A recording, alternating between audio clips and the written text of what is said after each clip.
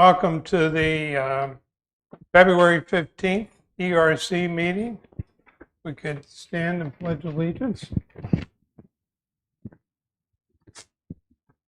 I pledge allegiance to the flag, the United States of America, and to the republic for which it stands, one nation, under God, indivisible, with liberty and justice for all.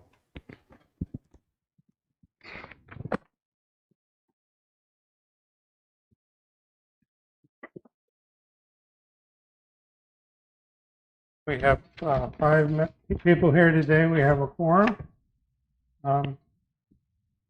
First item, our amendment or approval of draft agenda. Does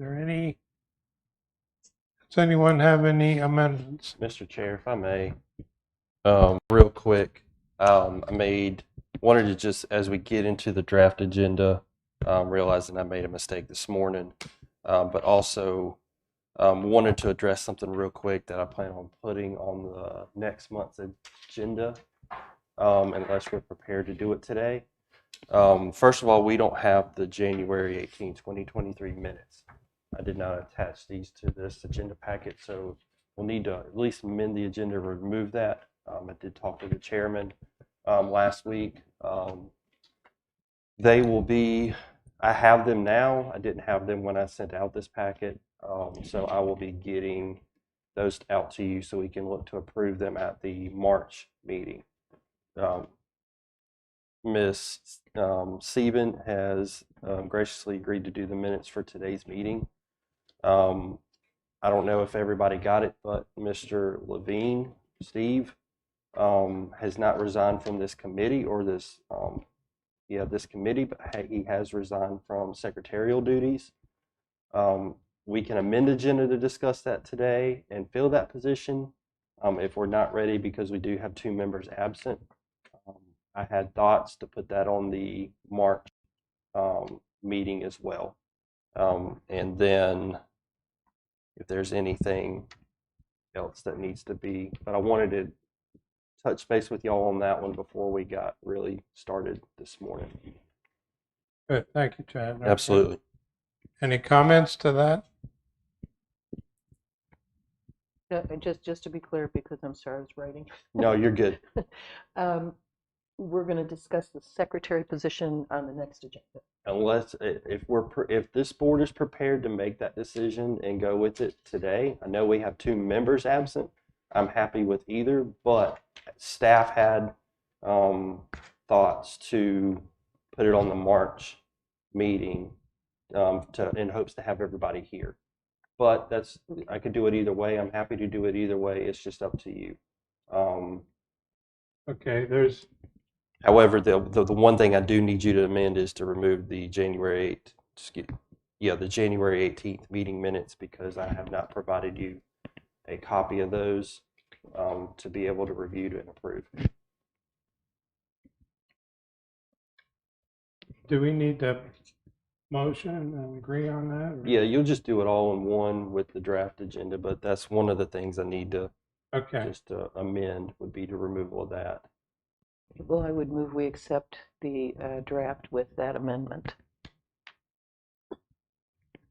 Well, Mr. Chairman, I think we needed to talk about whether or not we're going to add the secretary election to this agenda or move it, and I propose that we move it. So I would move that we amend Candace's motion to include moving this election of the secretary to the March meeting. Is there a second to that? Second. All in favor? Aye. Okay, so we'll do January's meeting minutes and the secretary position in March. Good. Next item is public comments on agenda items. Steve? Thank you. Pete Larkin, 453 Lakeshore Drive, Sunset Beach. First of all, I wanted to commend all of you on the great job you're doing. And I hear a lot of great comments about your organization, the key topics that you're covering, and the way you're covering them. So keep up the good work.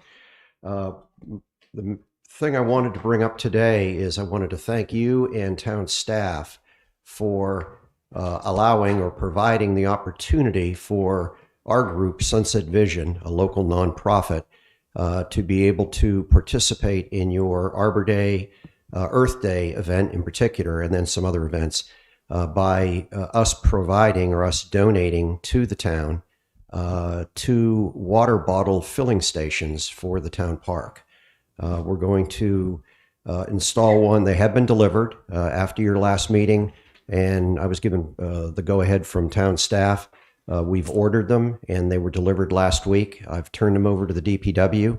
They're going to be installed shortly as soon as the water hookup gets put in, because they also need to irrigate the area by the Veterans Memorial for the bushes and flowers that are there. But there's going to be a water bottle filling station over near the town bathrooms at the town park. There already is a water bubbler there, and there already is a dog watering station that Sunset Vision provided and donated back in 2018, which is very well used in the park.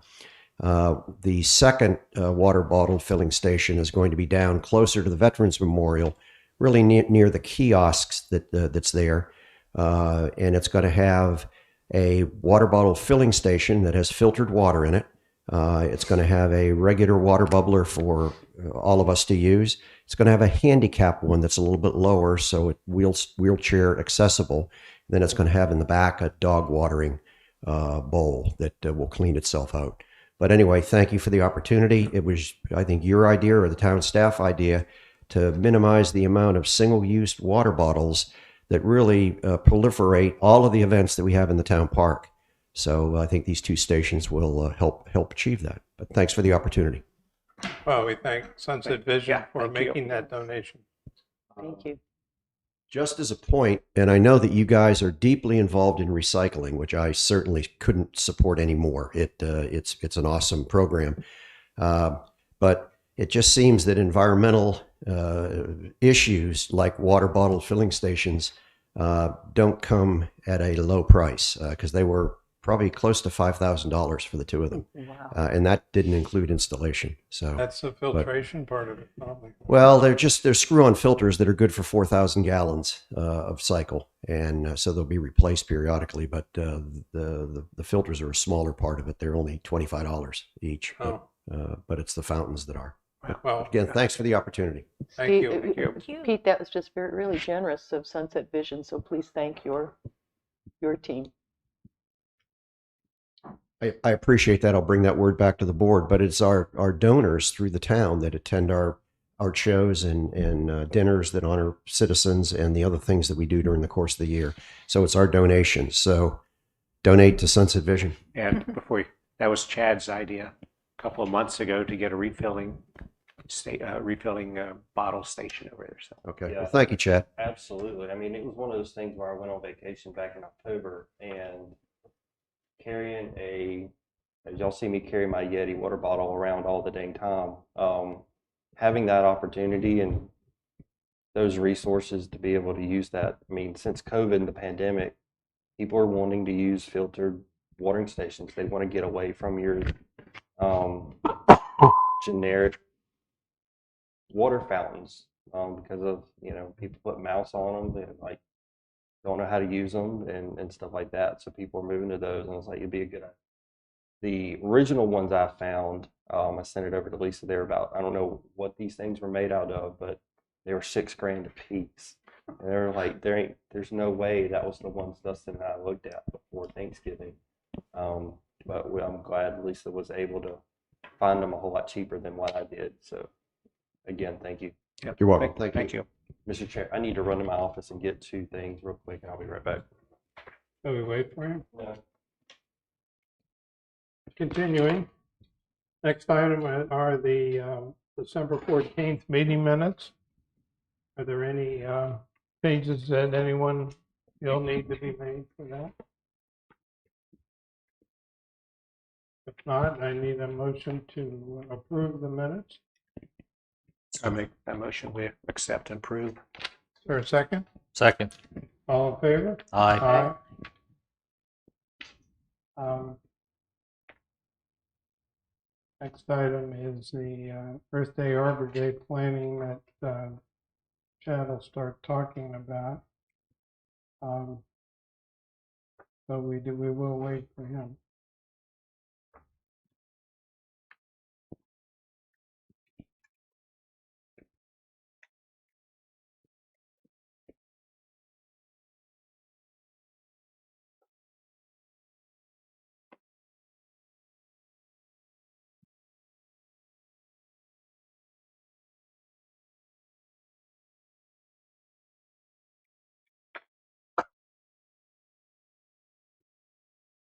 All right, Chad, we're down to Earth Day Arbor Day. Thank you, Mr. Chairman. Sorry about that. I forgot some notes in my office. Earth Day, Arbor Day, the TRC met in February, earlier this month on the 1st. I met with Mila and Candace to discuss, and they met with our police chief to discuss the event, the traffic stuff, any direct comments on that. That was good feedback. The town is currently going to be able to staff the majority of those positions. Currently working with the police chief to provide to get signage made for businesses to where we can reuse them, not just for this event, but Sunset at Sunset, the concerts, or potentially provide them for other events that are in the park. Because what the chief has found, people, they're efficient, but they'll get cardboard and just write on it, parking here, don't park anywhere else. And I had the idea, pitched it to Lisa and Chief Claymore, along with Mila and Candace in the room. It's like, why don't I go work with our sign person and not just use them for this event, but use it for all events? And that's a good idea. Let's do it. So I'm currently working on that. Police will help us with the traffic flow in and out, that type thing. The challenge is that probably we'll get a little bit more traffic, but also a little bit more use out of the park because it's used more, is because it will be on a Saturday. Other than that, I don't think there will be any more challenges than what we were presented last year. So that was good. It was a good meeting. Candace and Mila, I think, are currently working on getting the permissions for parking from the surrounding businesses. And other than that, I think that's really what we're waiting on. That type thing, just some extra, some minor little details. The invitations went out.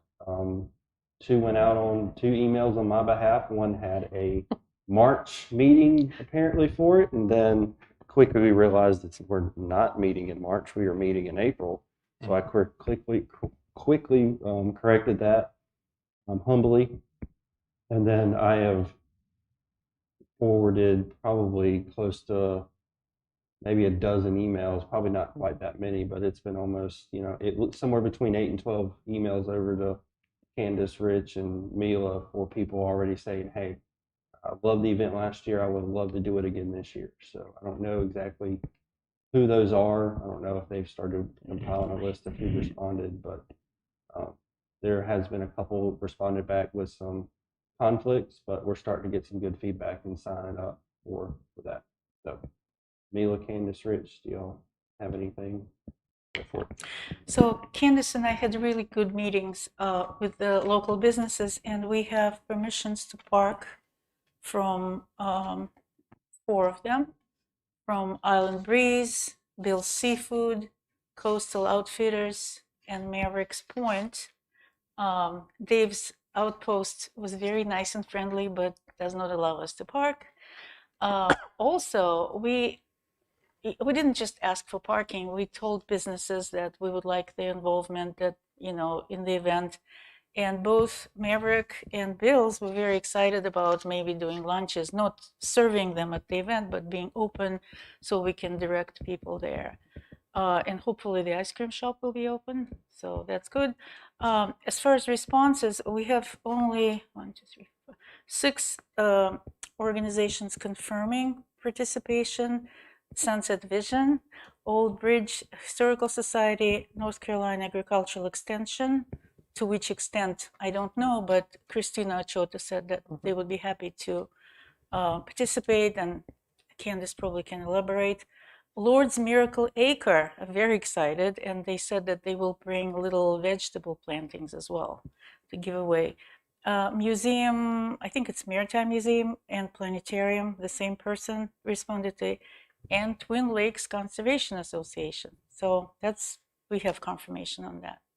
So we probably will chat with the dollar store, general store, dollar store, whatever, because the manager was not available, so we'll probably stop by today or in the nearest future. But all adjacent businesses have been covered. We still have the boathouse, but they're not open yet. Right. Yeah, that's the opening in the end I of the think month. towards the end of February. So I had to do some invitational drop-offs for the birthday celebration before I left last week. I know that the boat landing is currently closed for season. They're going to open up soon. The ice cream shop is in that same. I think they had a sign on their door. I don't remember what it said. I think they're not opening till April. April. Okay. April Wow. 14th or something. Yeah, so they'll be just before the event. They were kind of hoping, but So, Yeah. and it's a Saturday. They should be open, so that should be really good. Mhm. John Rich, do you remember how many participants we had last year? I think 22, Oh, including the police, fire department. And I think staff? they're about 22. So there's time, and it we probably have a little bit more conflicts. I would venture to say and guess I would not be shocked if we had less booths this year, just because it's a Saturday, and the timing of everything, or just the being people don't work on a Saturday, so that type thing. I could see that. So Yeah, we have not, I don't think we have had any, I haven't been here a few months, I apologize, but we've been asking, our Green Committee's been asking for any input for any local businesses or countywide or statewide businesses that anyone can suggest or recommend onto, that we can send an invitation to. So if anyone has anywhere, I mean, I think we've exhausted our brains on who we would invite. But it's interesting, there's always someone else, a contact through a contact. So if anyone has. But yeah, I agree. I think maybe 20, Oh, yeah. Well, we won't. maybe have much 20 space, vendors or but less. The Sea Trail Fishing Club will be there if you need. Oh, Good. good. It's on the list. We'll get the contact information. I do have some, if you guys are done, I have a Green Committee report that we met just this past week or week and a half ago. should we do that under new business? Okay. I don't know. I thought there was some. Oh, I guess that was on the old agenda. That there was something for green business. So maybe. yeah, and we're going to go through a lot of that. Okay. We'll get into a little bit of that at some point. I wanted to take a lot of our meeting time, and maybe not go through as many reporting, but also go over some structural stuff of what we're gonna go over and start doing in the future as well. So But then I don't want to cut Rich off if he had if Yeah, that's fine. If these pertain to Earth Day, then probably now is the Yeah, best time. and I did, I sent it to John already, Okay. and I could send it to you guys. Like I say, a lot of this stuff we can do by text and discuss it and then bring it to the board and get approval next month, By email. for last month. By Email, email. right, you're right. Right. We talked about just, brainstorming about maybe inviting golf courses and landscaping companies. We cannot invite just Hughes and Hughes, right? We talked about it. Should we extend invitation to those, maybe? you could just remember it's an educational thing. Kind of have to have the same conversation we're having with the 60th birthday celebration. They wouldn't be able to sell anything. They could hand out their business cards and information, and then kind of go from there. Did they talk about what they do in terms of stormwater management? Oh, absolutely. And how important If they they are in do the that. community that way? Yeah, absolutely. That might be one, Mila, if we approach them with, Mhm.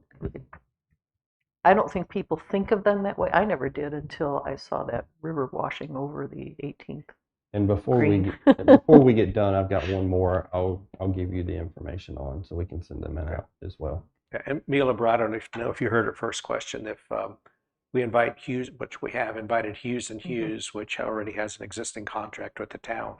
They provide the plants. We buy the plants from them to give away.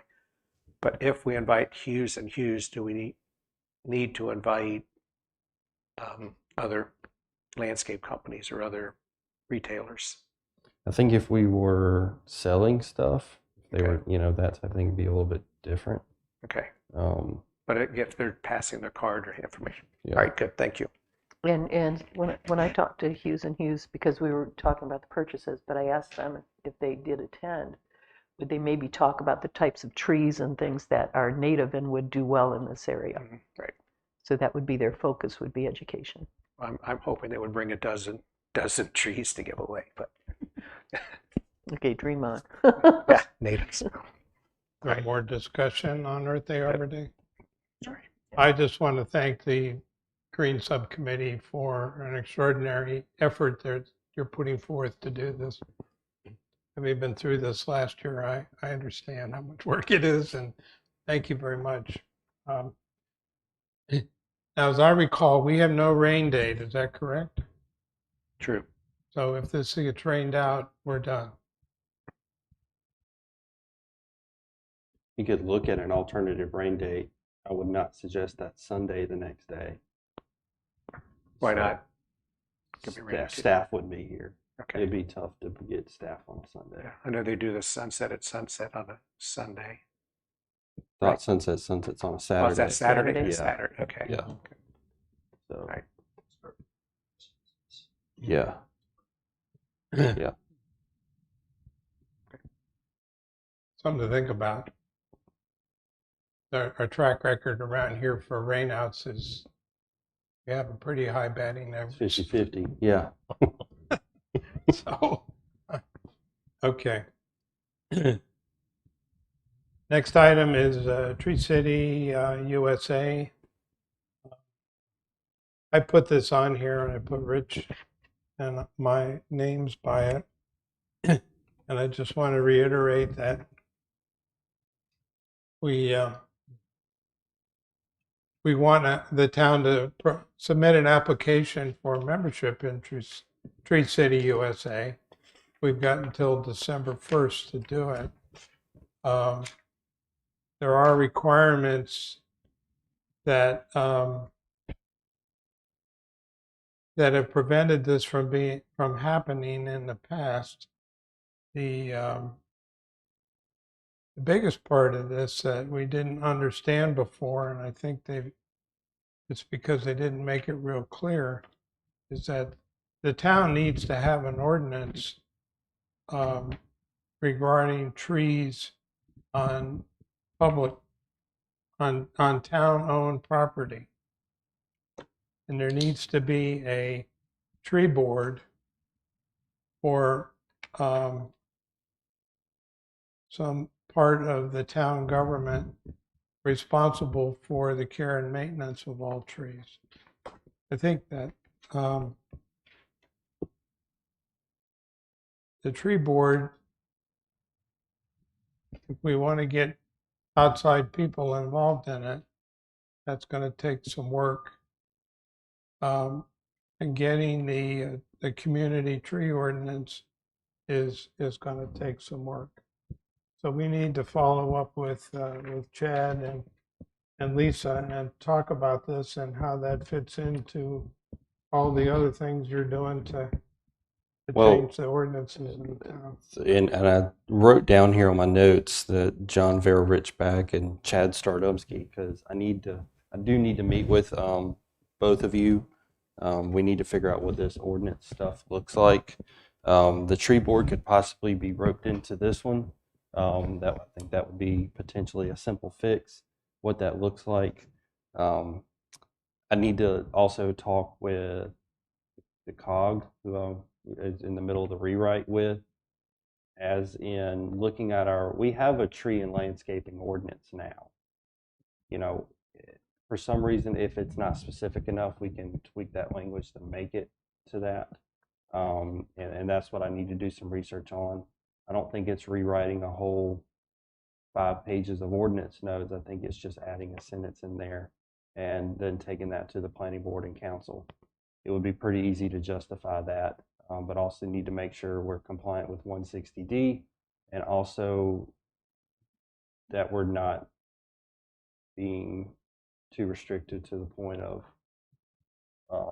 taking of land and stuff like that. So I need to look into all that. I need to also try to schedule something in the next within the next month with John and Rich to, see what they've done the research on, and that was the whole reason of me putting this on here as well, is we need to figure out what exactly do we need and start tailoring that to the town to be able to help us when it comes to December. And the text amendment process is about a minimum of 3 months from the time it goes to planning board to the council scheduling their public hearing and then having the public hearing. Sometimes we can get it in quicker than that, depending on when the planning board meets. If they meet before council, I can get that public hearing scheduled at the next meeting, and then it might be a 2.5-month project. So I have it on the research I've done on the tree board. It is dependent on the size of your community. So we do not need 7 people or 9 people. I think you can have a minimum of 3. Okay. Staff, I think town staff would include as one, and then 2 others. But they always recommend someone who's not associated, not associated, but has no commitment to business or the municipality. So as someone with no vested interest, I guess, except in trees. So a 3-person board should work. I'll double check that, let you know. it's just a minimum, right? Yes, Or is that the recommended? that's Just the minimum. yeah, the minimum, I think. Okay. And the meetings do not have to be more than once a quarter. It's not a monthly. Okay. They suggested more meetings at the beginning, of course. But as long as you have a board that meets at least, I think, 4 times a year. Okay. That's a quarter, right? Yeah, 4 All right. times a year. Okay. Okay, so we'll schedule something here in the next month and Yep. try to get this going. That's correct. Next item is the Calabash River report.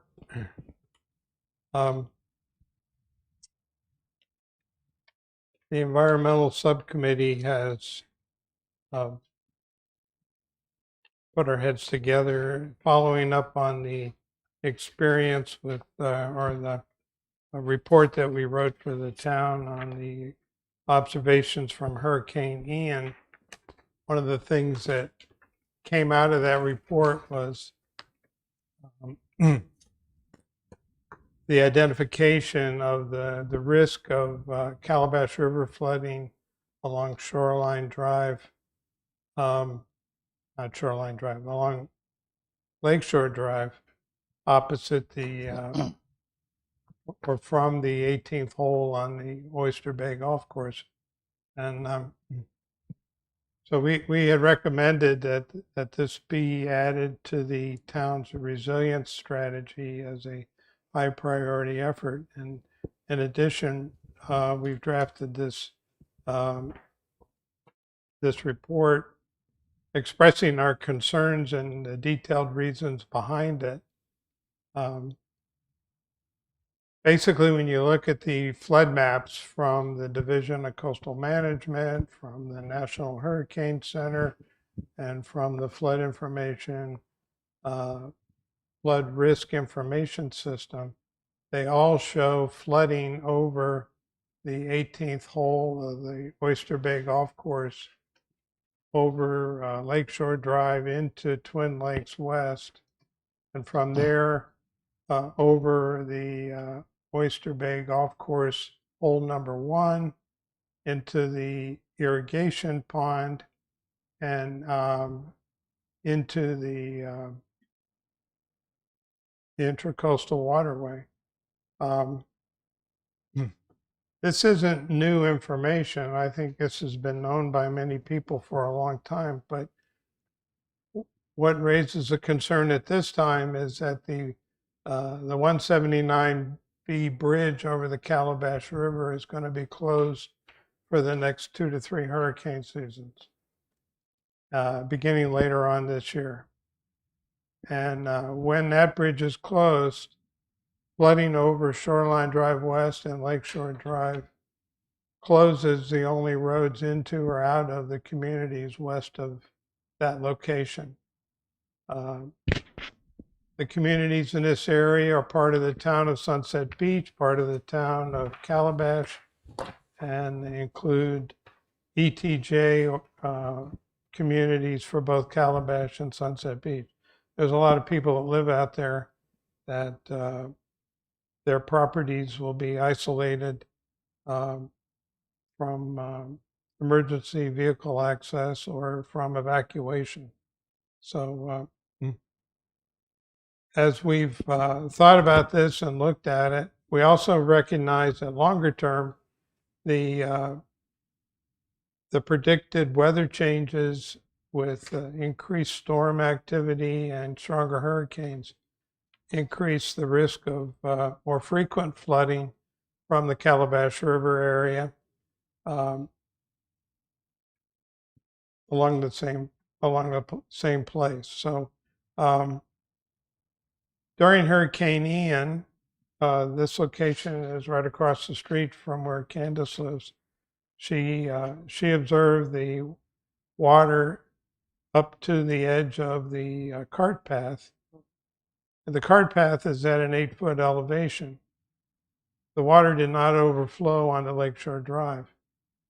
But that makes all the sense in the world because of the tide condition at the time and the amount of storm surge we received. The total height of the water was just below 8 feet. So we were lucky at that time that it didn't overflow.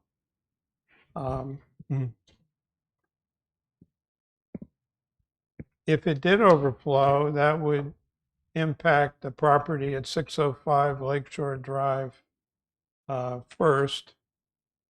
If the flooding was greater than 8 feet, up to 10 feet, it could flood Lakeshore Drive from the properties at 603 to 617 Lakeshore Drive, Twin Lakes West, the intersection of Lakeshore Drive and Shoreline Drive, and a large area of the Oyster Bay Golf Course hole number 1.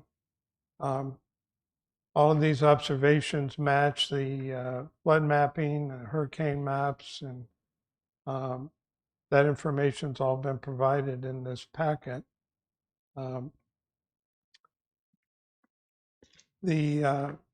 of the interesting things that is predicted are higher high tides as we go through climate change. And the highest high tides occur monthly during full moon and new moon periods. And tide predictions approaching 7 feet are becoming more common at the highest levels. So if we had any heavy rainfall occurring at that time, that would make flooding from that location a higher risk. And it's interesting that the new moon is next week. And Candace, on Monday, Tuesday, and Wednesday morning, the high tides will be evident out in the Calabash River area. So if you have a chance to go out and observe any of that stuff, I may be out there myself, depending on other commitments I have. But you know what time the tide actually is, by any chance? I can share that with you. I don't have it immediately. I can probably pull up a tide calendar too. Right. But anyway, the simplest thing we believe would be a levee of some sort raising the edge of the Oyster Bay Golf Course on the 18th hole as a flood control feature.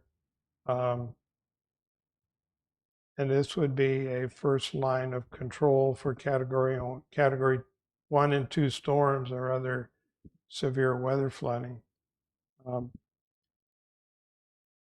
This needs some further study, but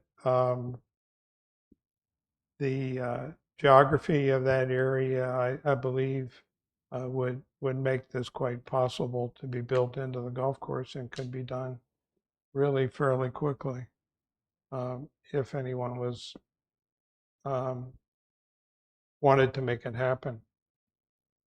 The property that the river goes through is the Oyster Bay Golf Course.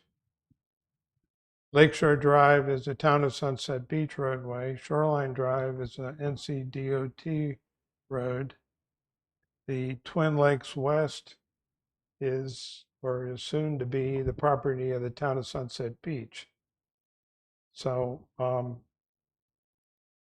these can all be impacted from very minor to very severe levels, depending on the amount of flooding that occurs. And so we believe this should be looked at and appropriate actions taken to mitigate anything that we can. With the closing of the bridge later on this year, we think time is of the essence. And are there any questions or discussions? What's your next step then? If you think it needs an 8-foot levee, is that, do you submit that, or do we vote to submit that to council? Or, like you said, a lot of research. I'm sure the golf course will have something to say.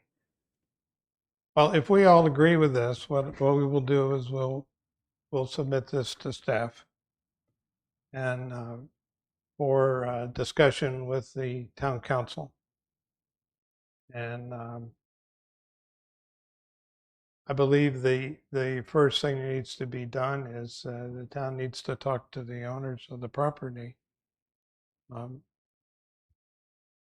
another, when you put the levee up, that water either goes east or west, or stays out in the back into the ocean.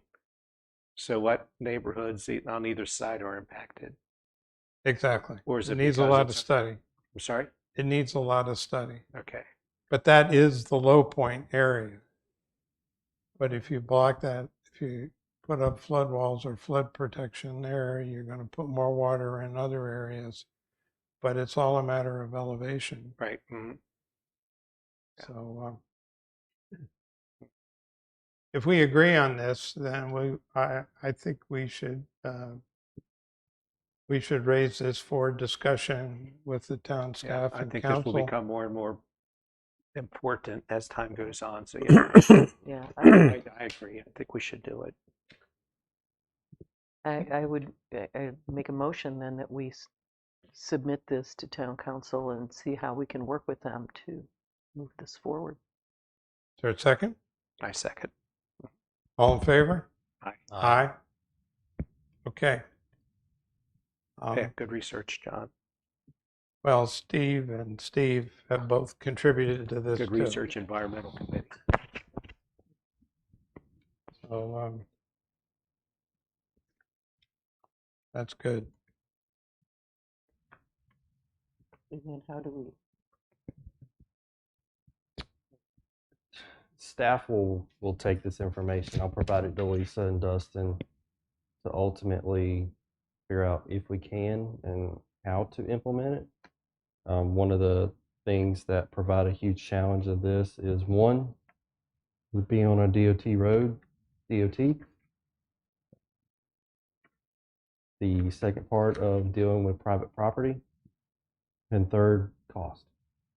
All those present major roadblocks in all of this. I've had some early conversations with Lisa. It's really putting heads together and figuring out how to. When you have a golf course that's managed out of Texas and Atlanta, but owned by the Gore family, still it's just leased out. Staff has decent relationships with the Gore family. I think that helps. I just don't know how we get to that point. And again, cost is going to be a major factor in this, but also town roads we do have a lot of control over, depending, obviously cost is another thing to look at there. DOT roads present a bigger challenge, as we've had some similar conversations with the causeway and just not being able to move fast. Well, I think the thing about the golf course is that if if they can be convinced to do something on their property, it protects the town roads, protects the state roads, and it avoids a lot of problems until we get to a higher level of flooding, and then we have much bigger problems to worry about anyway. Yes. But so Can I make a comment on this? sure. I think the immediate impact of this study is that at least the town is aware of potential for what was described in this memo, that Okay. people could be cut off that wouldn't normally be experiencing those types of impacts from a hurricane, but they've got now no way to get up because the bridge closure. If you build the awareness in the community, at least that there's potential for this problem, and the town is prepared to deal with that, then that's at least we accomplished something with. And I'm sure the comment's going to be made by a lot of people. Well, we've never had that problem before. The town's existed for 60 years now, and that's never happened. What's different? Well, what's different is climate change. Right. Hurricane Ian came along. If Hurricane Ian had come ashore in Myrtle Beach instead of Georgetown, Pawleys Island area, we would have had a whole different experience here. So, And another difference is just the amount of construction that's happened in those areas in the last 20 years. I mean, my house is only, I think, 20 some years old, and I'm one of the older houses on Sunset, on Lakeshore Drive. And but you happen to sit on top of a hill too. well, because it's one of the earlier ones, they Right. picked it for that. They didn't Yeah. want to worry about it. But I think of that whole development that's happening over towards Devon Park, where they haven't had to think about it, and they're higher ground. So I don't think they worry as much about flooding, but I don't think those people have really assessed their risk of being isolated and being prepared in the event of flooding in other areas. Yeah, that new community being built over there, Beach Walk, is at a high enough elevation that they won't be directly flooded at that level. No, they'll just be isolated. But that's what I Yeah. mean. I don't think they've thought about that side of things. A lot of those areas. And they'll be building homes there shortly and Yeah. trying to sell them during the period when that bridge gets closed. That'll be fun. Anyway. Okay. Thank you, Steve. Good comment. Next item are ERC rules and responsibilities. Chad, we'll turn it over to you.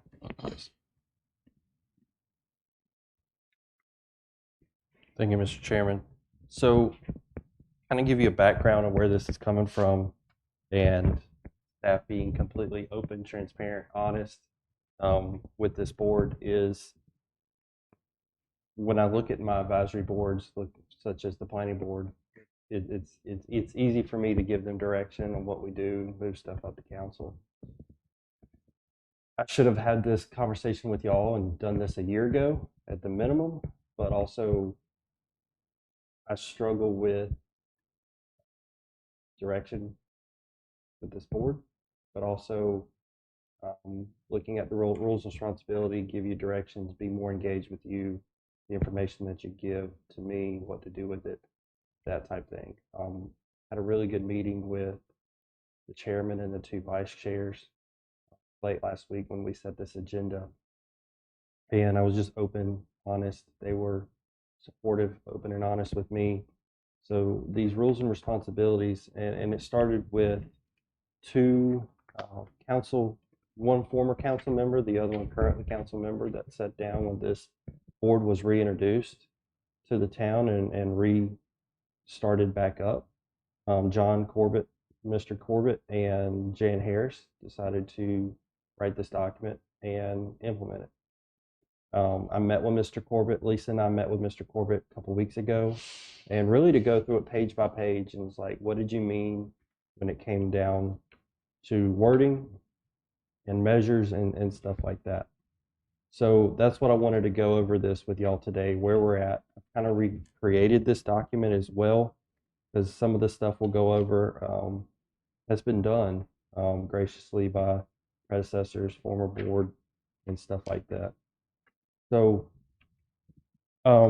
this committee, the Sunset Beach ERC, was organized to assist the town of Sunset Beach and the town council in identifying and adopting measures that promote protection of natural resources and environment.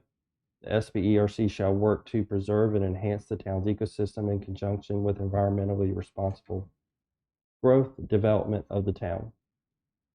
Specifically, the SBERC, when directed by the town council, may perform the following functions: study and make recommendations to town regarding policies and programs, study, monitor, and report to the town council regarding pertinent issues, proposed legislation, and technological changes that could affect the local government, assist town council and town staff meeting environmentally related reporting requirements, town projects, programs, and grant applications, review and make recommendations to the town planning board on environmentally related issues, and then organize events to teach local community about environmental conservation and so on. So those 1, 2, 3, 4, 5 bullets are, when directed by the town council, is where we're at. It is what we is. Then we should be doing those things. 2 of them out of the 5, the council has really directed this board to go in that direction. The first one being the 3rd bullet down from the top, with assisting the town staff in meeting environmentally related reporting requirements in town projects, programs, and get grant applications, such as the RCCP projects and the Tree City USA. The staff has asked for help on that one. And then with the grant program, as we move into the phases 3 and 4, and potentially looking at phases 1 and 2 again to a certain degree, providing that information to staff and saying, hey, this is the information we have. What can we do with this? What could you do with this? Is this obtainable? That list, that project list is ongoing. It just didn't stop because we got through phase 1 and 2. We can continue to add with that. We can continue to go after grants for the implementation part of those projects. The 5th one on the final bullet would be the Earth Day Arbor Day celebration, Sunset at Sunset.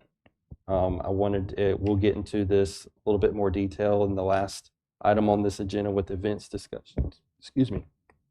Events discussions is kind of as far as acting as a nonprofit and providing some market opportunities for y'all to be able to get out more in the public and provide information that way as well. In general, the Sunset Beach ERC is intended to operate as a research and reporting body that conducts research on topics of interest and/or concern to the town council and reports. So the other thing that came to mind is, how do we do this? How do we report? How do we get direct feedback from the council? Going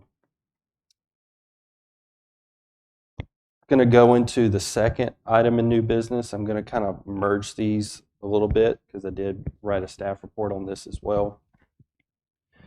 Is that we have decided to move into quarterly reports directly to the council from this board and each subcommittee. So we have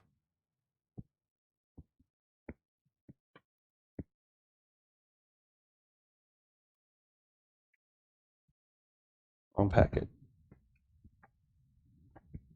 We have 3 subcommittees. We have a recycling subcommittee, a green subcommittee, and a climate subcommittee. And then we have 4 reports a year that will go toward those to the council. And then Mr. Farrell, our chair, if he will give a report to the ERC on behalf of the ERC as a whole. So essentially, once a quarter, we will present 4 reports to the council to be able to have contact, dialogue with them on what you're doing, goals, long-term goals, short-term goals, and any direct feedback on we would like to see you do this. We see you're doing this. We might need to put that on the back burner and put something else in front of it. I think that's important. I think the Mr. Corbett brought that up and was definitely thought that was a good idea to move forward. So did staff. So what we need to do is think about, because March, June, September, and depending on the last quarter, November, December is when these reports will go. So we do have one coming up. It does not need to be, those reports do not need to be approved by this board, but just know that you'll have one coming up in the beginning of March that you'll be presenting in front of to the board. And so when's council meeting after the ERC for that? Okay. So this green subcommittee is made up of Candace, Rich, and Mila.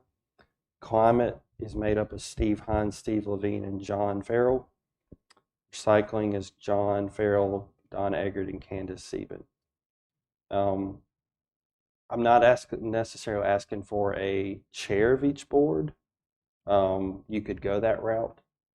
However, if you want, I just need somebody designated once a quarter to be able to show up at the council meeting, provide that report on behalf of your committee to council. Does it always need to be the same person, or can it vary depending on? It can vary. When I think about green and some of the things we work on, it may be a different person. Yeah, it can vary. Originally I had this kind of circled out, but I kind of scratched that idea with the advice of the chair and vice chairs. I just want to let you know that's one of the things we'll be moving toward, is that I think this will be great. And moving forward, it also give opportunity of each committee to give staff direction, to be able to put stuff on agendas to where we can obtain something as well. So if we want to discuss that with each committee, we don't have to. But if there's any questions on that part, so I'll follow it up with an email on this. But we'll need to, the green, recycling, and climate subcommittees will need to give a report at the next council meeting in March. I'll have to look up the date. The date, yeah. It will be a 7 o'clock meeting. We'll put you on the agenda, and then Mr. Farrell will give an overall. This doesn't have to be a 30 to 45-minute report. It can be a brief 5, 10, 15-minute report at the most. And it will not be done in public comment. We'll have your own agenda line items, so you will not be limited on time or anything like that. So I do have two questions. Sure. The March council meeting is March 6th. Yes. March 6th. Yes. Okay. So it's before our ERC meeting. Yes. Yes. So we need some, maybe I missed all of that. Okay. How much time, the question is, how much time would John have in front of council if he does need 45 minutes? I mean, if he wants to go 45 minutes into it, I'm sure he could. I don't know if they would, how much that would be favored. But I mean, it's just a brief summary. It's really to give y'all opportunity to present to the council. This is what we're doing. So no detail. They will not. If they want details, the council wants details. They will ask for additional details to be submitted later. And have that one-on-one direct dialogue with them to be able to provide any feedback, questions, and give direction as they see it. I think this is important, especially from a staff standpoint. It will be good for me to be able to take that information and have one-on-one, committee by committee, but also as a board overall, goals and objectives we can obtain throughout the years and the years to come. And we'll go into a little bit of that is when we go through the phases list coming up next in my, what we're going to talk about today as well. Sounds good. I think we're going to have written reports. Mm-hmm. And then we're going to talk about highlights of that report and answer questions. So we're not going to spend 45 minutes in the council meeting talking about the ERC.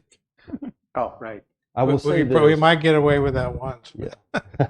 I will say this. This will be the only report that would not be talked about at an ERC meeting prior to that council meeting Okay. because of how it fell. So in June, we'll talk about it in May. In September, we'll talk about it in August. Okay. Depending on what November, December looks like, we'll talk about it in October, November. Question. So in the report to the council, each ERC representative, a committee representative will talk, or will our reports be folded into John's No, report? Each of us. Each of Each you will committee. talk. Okay. Yes, ma'am.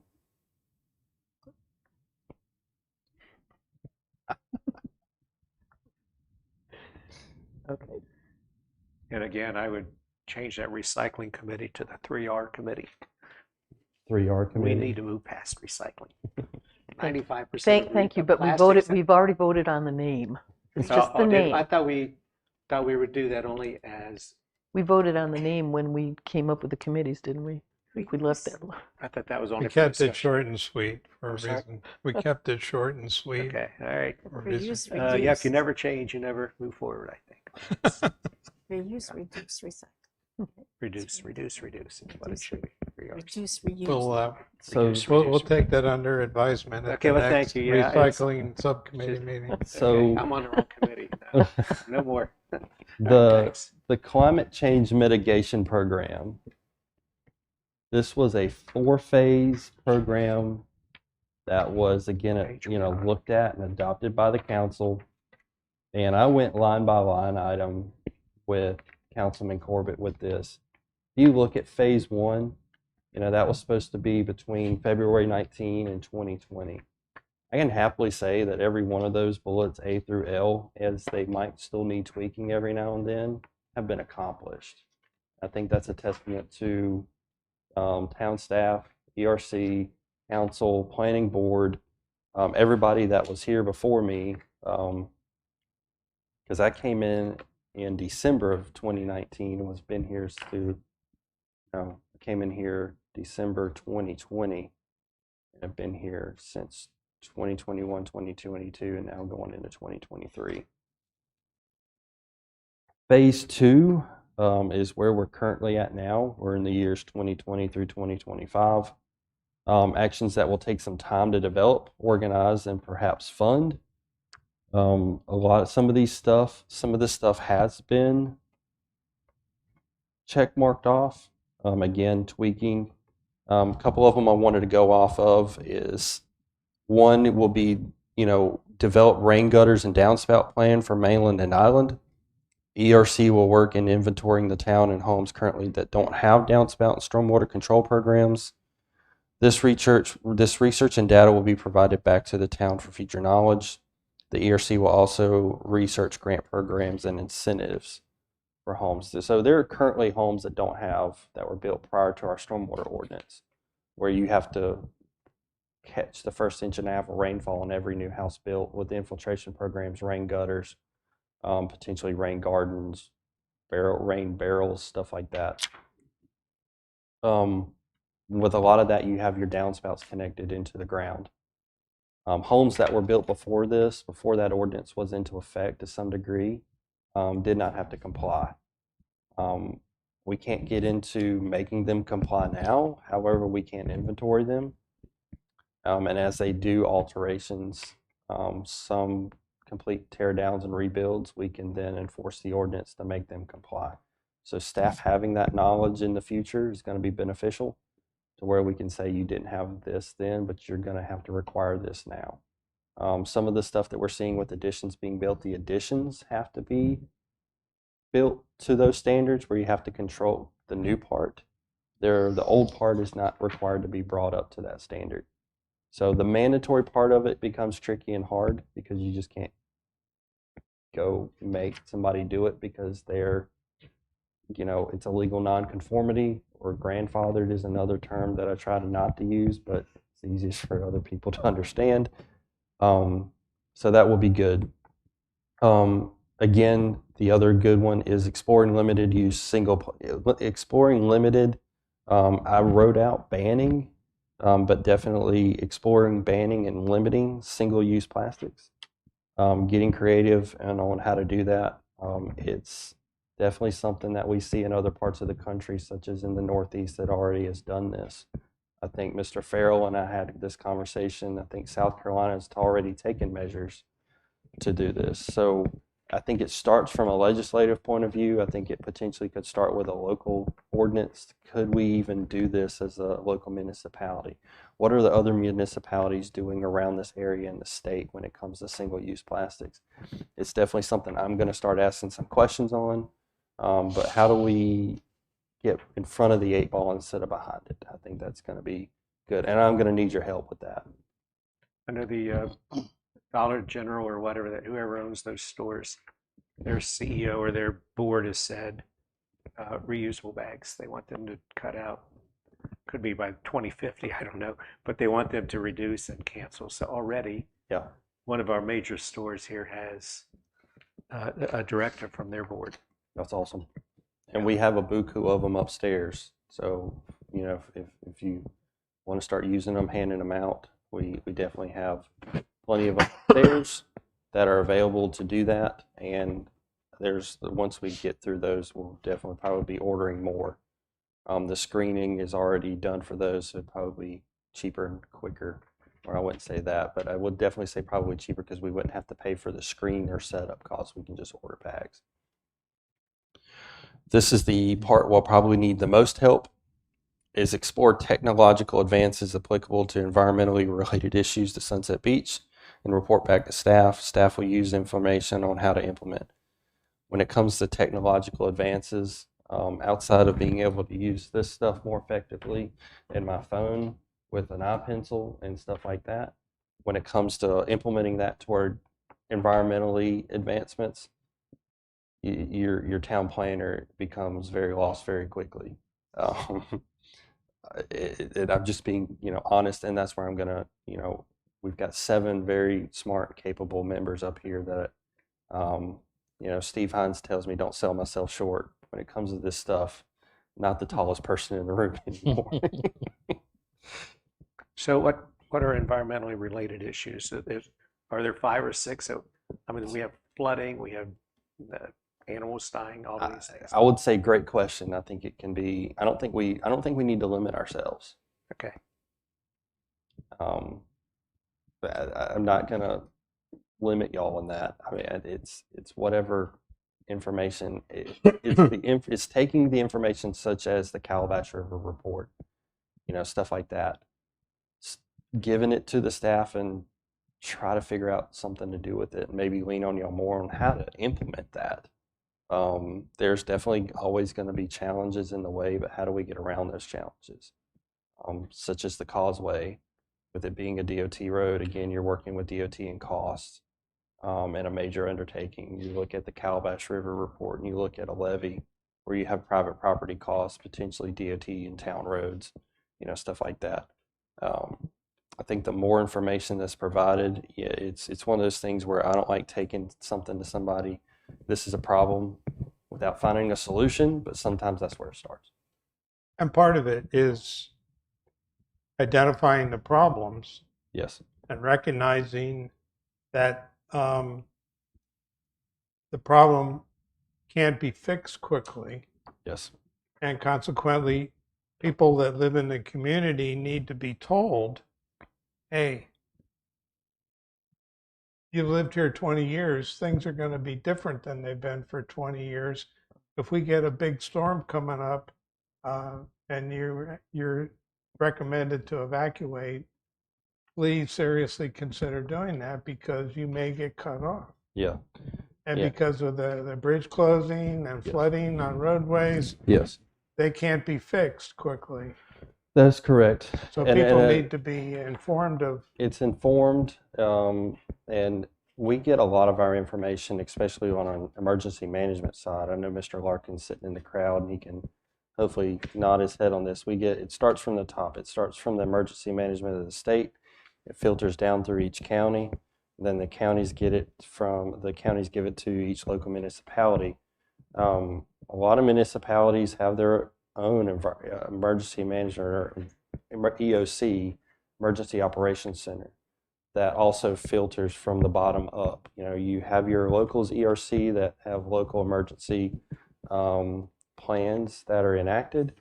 We get our information again from the county gets it from the state. So it's a kind of a, you know, you have 100 counties in North Carolina, so you have a big umbrella that you work under, but it is pretty efficient, especially when it comes to evacuation, mandatory, voluntary, for visitors and permanent residents. You have, it's basically runs parallel with each other.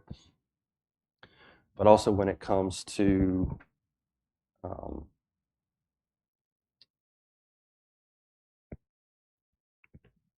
damage reporting for FEMA,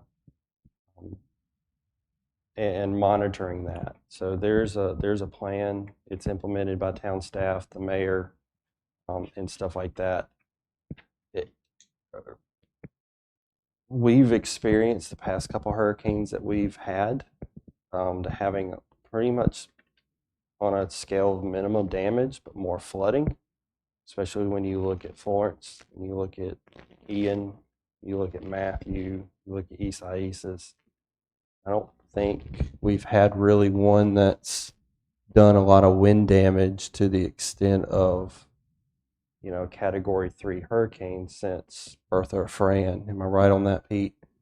So I think I have pictures or seen pictures of what Fran and Bertha did to Oak Island and Topsail Beach. I mean, you could easily Google them. We have not seen something that catastrophic since 2000 or 1998, 1997 or 96, 97 or 98, one of those. And that's where Bertha and Fran came in back-to-back months.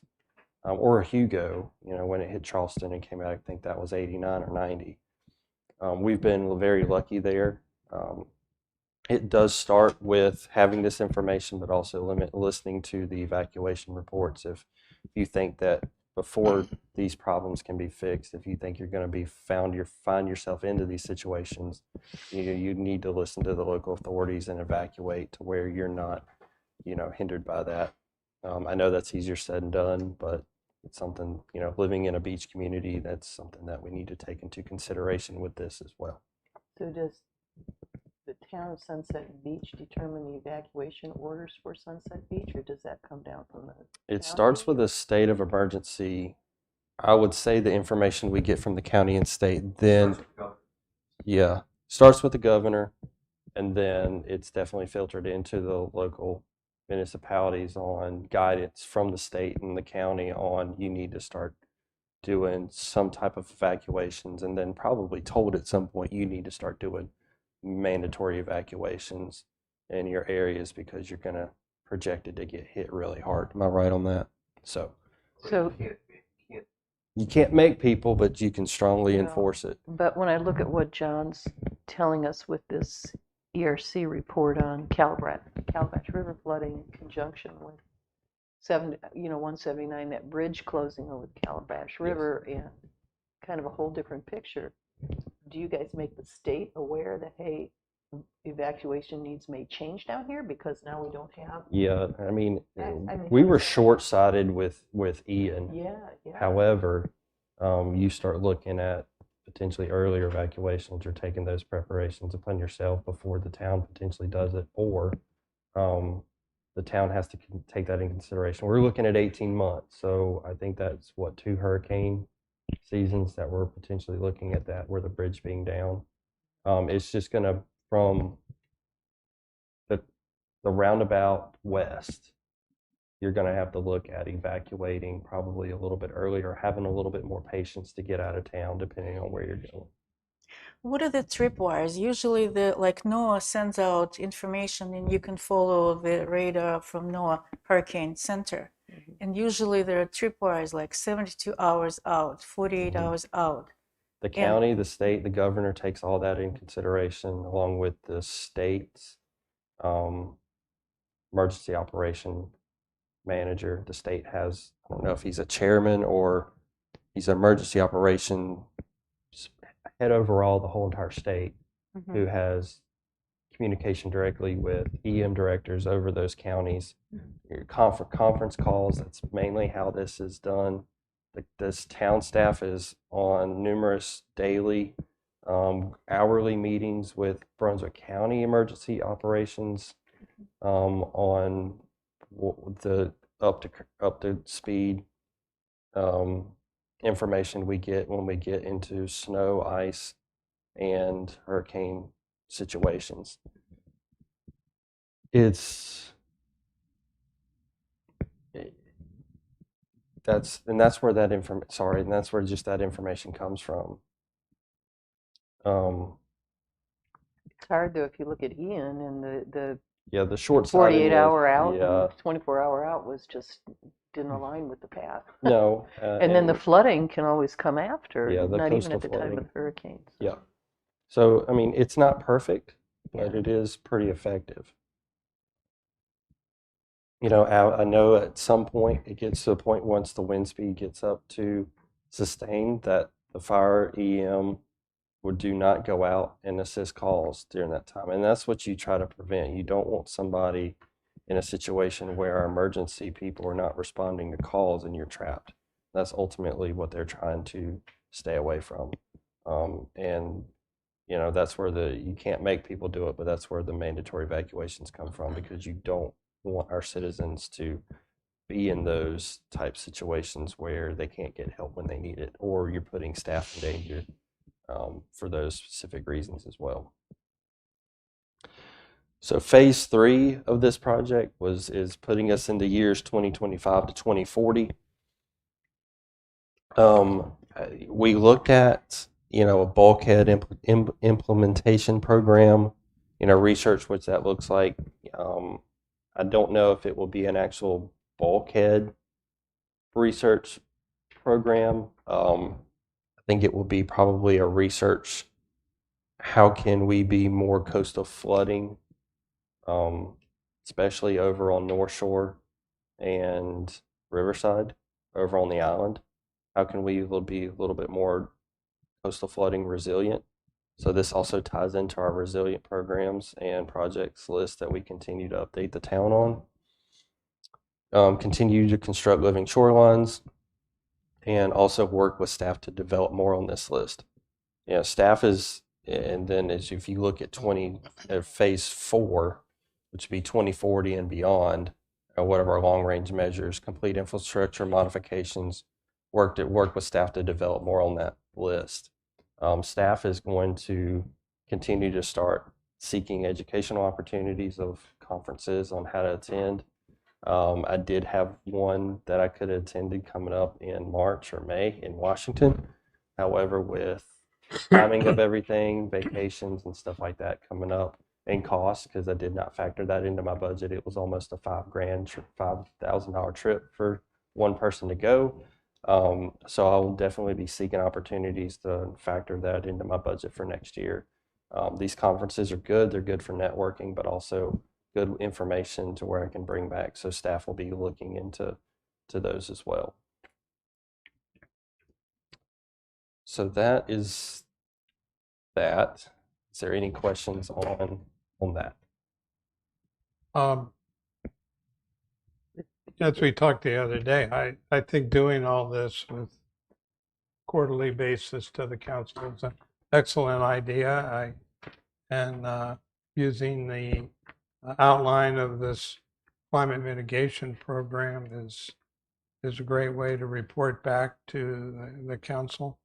I do know that at least one other time in the past, it's been a while, but the ERC did issue a report on their activities highlighted in this plan. But it's time for an update, and it's probably will come up with some recommendations for things to be added to it. Yes. But I don't think that'll be controversial. So I think this is all good. The other thing I wanted to bring y'all up to speed on is that I will be, under my budgeting, there will be a line item for ERC. There'll be an ERC type budget for stuff with events, Day Arbor Day, Sunset of Sunset, other events that you wish to do, potentially some educational opportunities, and we'll talk to Lisa about that as well. So Any questions on any of that?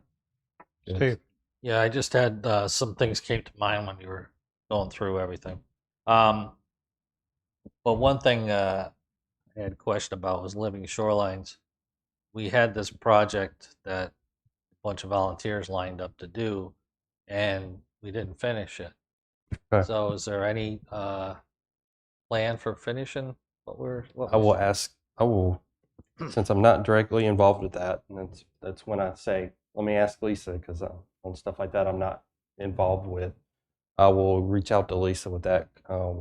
Some of that's come off of the state of where our public works director is currently at. He's on limited duty due to some health concerns that came right after that last put together of the living shoreline. So Matt's been really it for since right after Thanksgiving, before Christmas.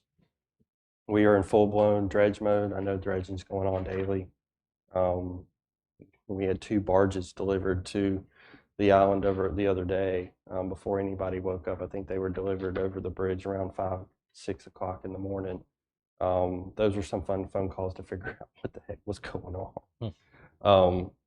But and then other stuff going on with the town. I know Matt's really caught up with that. But when Lisa gets back from her conference, I'll jump on that to see how we can finish that one, especially since the water's warming up. That will be the weather warming up will be helpful as that. Well, another thing that occurred to me too, just as and this is just related to everything. But on Earth Day, Arbor Day, I was just wondering if you had invited the Division of Coastal Management. Are they coming? I have to check if they're on our list. Okay, well, because if failing that, could we maybe get some of these flood maps blown up so that we could use them at Earth Day and Arbor Day to sort of spread the word about, you yeah, know, well, that, I think vulnerability. John's ahead of you on that. Oh, I'm sure he Yeah, is. I think we did that. I think that's one of the things we were going to do it at sunset. yeah, and that would be an excellent thing to do at Earth Day. Earth Day Arbor Day. I can blow those up for you in house. Maybe not blown up is the correct word we need to use, but At I can large. print them out for you on using the plotter on large scale printing. I've got to do some of that stuff coming up anyway for the planning board.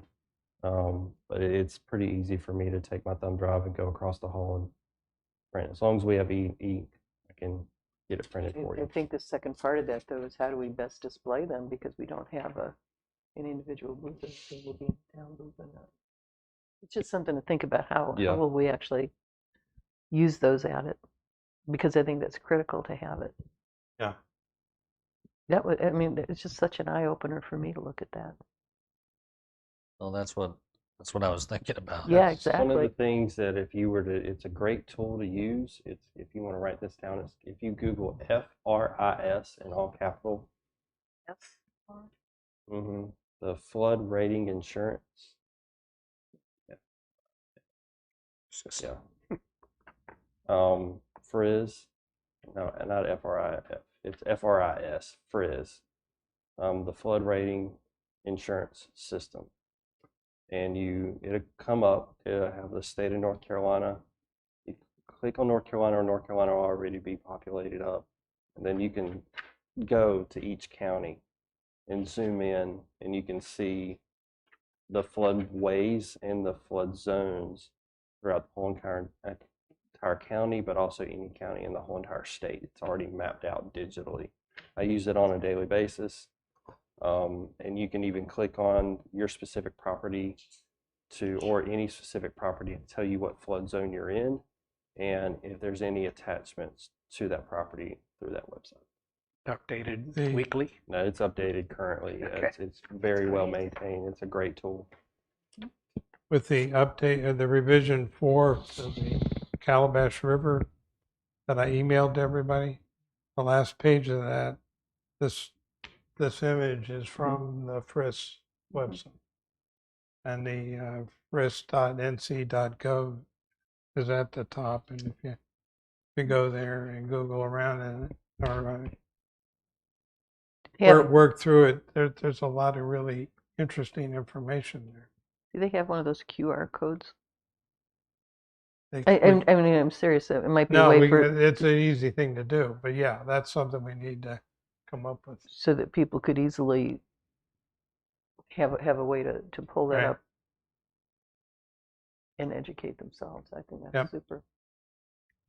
I'm not looking at mine. Enough like me.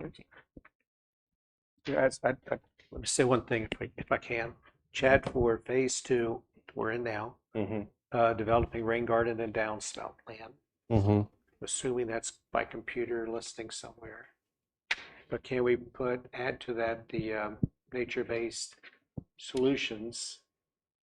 Because, I mean, just nice having it, but it's not a technological advance, I don't think, but it is a green opportunity to green advance issue that we can put in.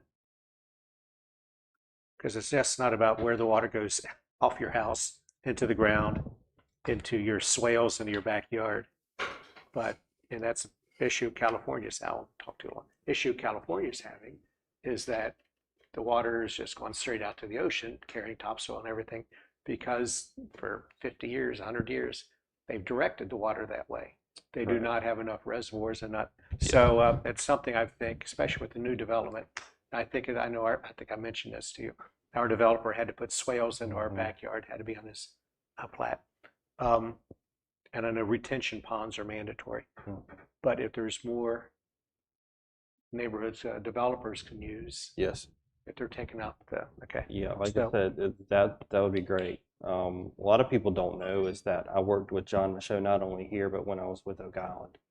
And that was one of the things John did. John actually didn't even want the water diverted onto streets. I mean, it's that way here, but we had to slope the the driveways back toward the home through the first foot or two, for the first 5 feet of your driveway connected to the road, slope back toward the house.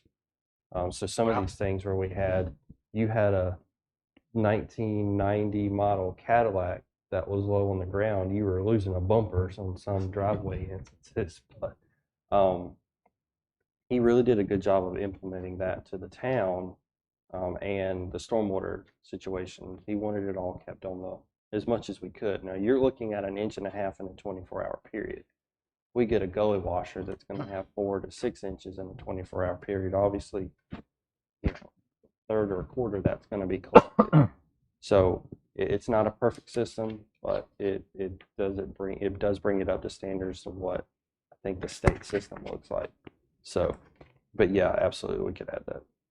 Are those the kind of things we should be putting in our quarterly review and presenting to council to see if that's something that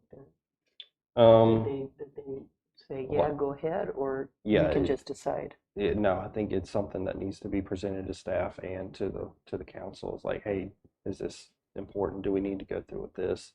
And they'll be honest. Write it out, give it to me. Yeah.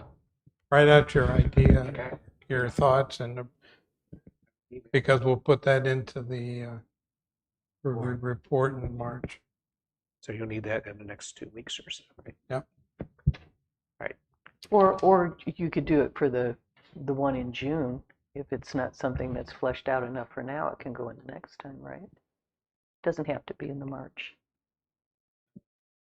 But if you want it there, then. Well, if it's fresh in his mind, Don't let's give me too much capture it. time. Okay. And going to, if there's not any more questions on that, we'll go into the next one. The BMC Community Grant application, it was submitted about 2 or 3 weeks ago. That is a grant application, an opportunity directly from BMC that Rich Back had worked with me to get that information into them, but also he provided the information opportunity for us to even apply to this through the contact and the good conversations he had with them last year. That grant application has officially been submitted. We won't know the results of that until the next couple of weeks or month or so. I have not only submitted it, but gotten direct feedback from a person, not just an automatic person, that the application has been received and is being reviewed and considered. So I think that was a good thing. The RCC project research list, it is a list that in phases 2 and 3 of the RCPC resiliency program that the town was awarded, is a list that's ongoing. I think if y'all don't have that list, I will look at getting that to you. You're talking about the spreadsheet? Mm-hmm. Oh, yeah, we Does have, everybody have it? it's been given to everybody. Okay. All right. That is a living, breathing list. It can be added, and just because it's not tied to Moffett Nickel anymore, they're not having their hands on it. That doesn't mean that it can't be updated. That list can be updated. We can look at going after grants for those specific projects. And I think there is, John, don't correct me if I'm wrong, there's another opportunity for more grants and opportunities in this coming cycle to Are potentially you have some still more going to opportunities. that workshop, that forum on grants? Yes, I am. It is 2 weeks from 3 weeks from yesterday. Good. I will be there. I could suggest something. We call this, let's just wrap all this together and all the carryover from the RCCP. Why don't we just call that a resilience program Okay. for the town? Okay. Like we have the stormwater program, well, the resilience program, and we can add to and take away from that and report on Yes. that to the council. Yes. Council and staff can take it and Yep. easily figure out, is this obtainable or not? How do we obtain it? And, kind of go through that checklist some more. Good. Events discussion. I know the town does Earth Day Arbor Day and Sunset at Sunset. There's at least one nonprofit. There's at least a couple markets that accept nonprofits in the town. One is on the island, one is in the park. If interested, they do take nonprofits. I don't think there's a fee for either one of those for you to set up a booth. If that's something that this board would like to be a part of, it's a weekly market. I don't think you would have to, I don't know what it would look like to be out there on a weekly, bi-weekly, monthly basis, but it's an opportunity. The town's willing to put forth the effort into providing that opportunity for this board for a couple hours during the week to be able to get out brochures, information, not only from recycling, but all the way to flood zones. The town's willing to put that effort into providing that opportunity for you, and to start looking at what we do. How can we be resilient? How can we single-use plastics? How can we give out bags? How can we get information out there? This would be another opportunity to be able to do that. So the events are not limited to 2 per year. I think the town's looking to how can we get y'all out into the public more. So thoughts on that? Would we get assistance like in terms of setting up booths and things? I think it would be one of those things where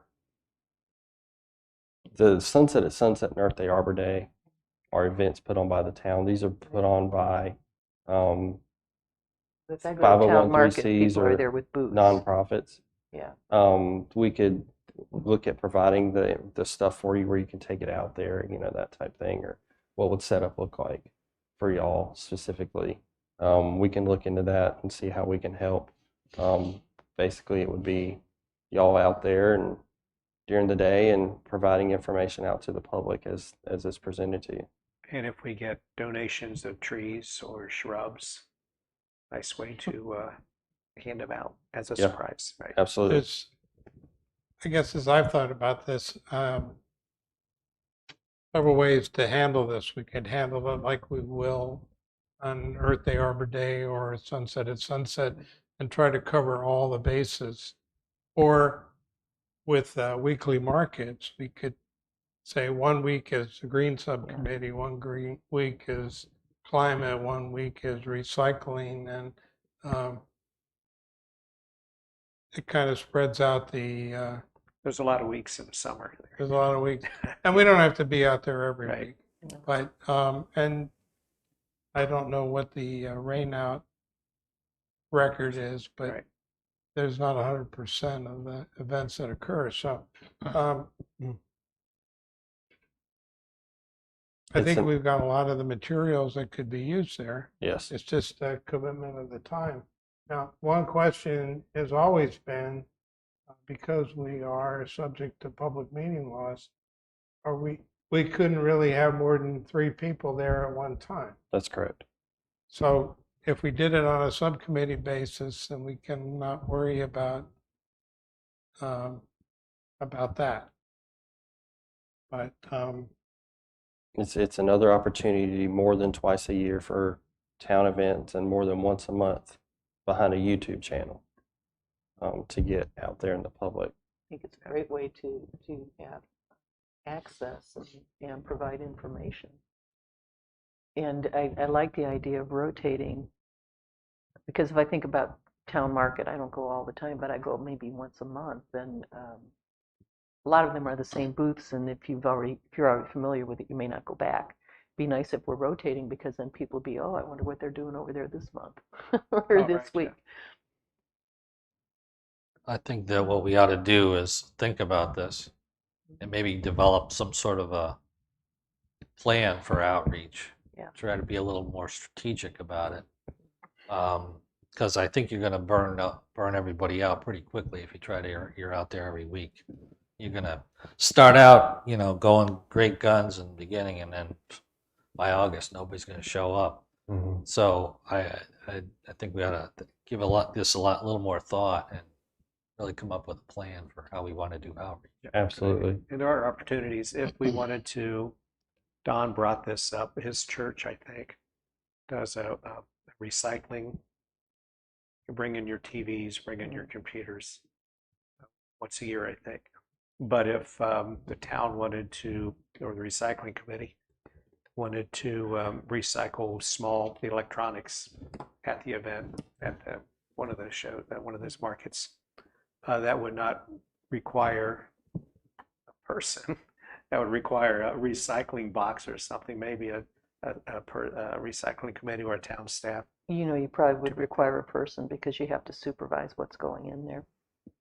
Someone through their console TV. They don't, I mean, you can't even go up to the drop site. There's somebody there monitoring what's going No, on. I'm not talking about average recycling, not your cans.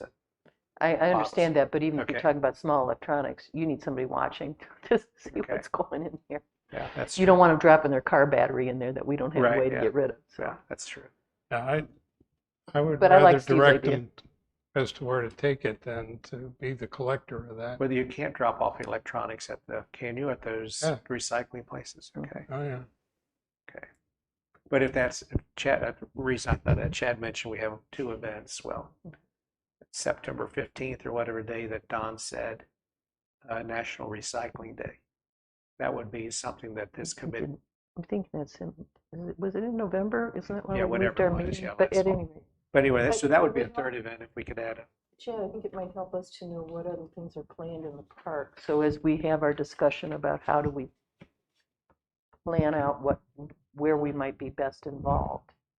Yeah, the market in the park and the market on the island, there's 2 of them. So you're looking at an opportunity potentially 2 times a week, running roughly from Easter or Memorial Day to Labor Day and beyond. They go all the way into fall. Steve and Rich, I think, are very over there. Like, you can get burnt out quick. Right. And that's not the intent here. So it really becomes on to y'all to get, staff is willing, the town is willing to provide the opportunities. I wouldn't say, it might not be an every week thing. If it's a once a month thing, you take that from 26 weeks or 22 or 23 weeks to 4 or 5. No, sounds the good. nonprofit events at the park. Yeah, that's what I'm talking about, the markets. Oh, not things like what's the strawberry thing coming up? Oh, those 2. Yeah, I mean, I do all the events for the park, and temporary events come through me. So there's other ones. It's just the Strawberry and Wine Festival is once a year. The Possibility concert and the other Possibility is once a year. The Old Bridge Society is an event once or twice a year. When you look at once a week type things, you're looking at the markets. So again, there's other opportunities, and all of them will be on the board as long as there's, we just know, I think we know the markets don't charge a fee for setting up a booth in their event for nonprofits. So that's where this is really coming from. Well, the other thing about the markets, I think they get the same people every week. Yes. So, how many times do you want to set up in the market? Yeah. Yeah, with tourists, I guess. But we already have the April covered, Earth Day, and we have October covered, Sunset. So it's really 5 months. Filling in between. Mm-hmm. Yeah, but 5 months, 4 or 5 months in between. But That's- it's still, yeah. Well, I think Steve has a good idea, and next month we ought to talk about an outreach program and what makes the most sense. Okay. But I appreciate the idea Absolutely. from the staff and the support that's offered to do that. Is there anything else? Yeah, no, that's all I had. So Okay. On the agenda, I would like to add, though, to the discussion that in the report that we did on Hurricane Ian, one of the recommendations we made was to take drone photographs of Tubbs Inlet. And we tried to do that last month, but the weather conditions, it didn't work under the weather conditions. The winds were too high. We're going to try again next week. The police department has a drone and they will operate it, and they will take drone pictures of Tubbs Inlet at the lowest of low tides, either on Monday, Tuesday, or Wednesday, and then be very interesting to see what the pictures show us about that. Also, I've sent everybody information about the North Carolina Coastal Resources Commission is meeting in Ocean Isle Beach next week on the 23rd. It's a very rare opportunity for people in this area to participate in the CRC meetings and see how the state commission works. The day before that, on the 22nd, is the Coastal Resources Advisory Council meeting. That's in the afternoon of the 22nd. And that's the council that I was appointed to. So the opportunity, they're open to the public.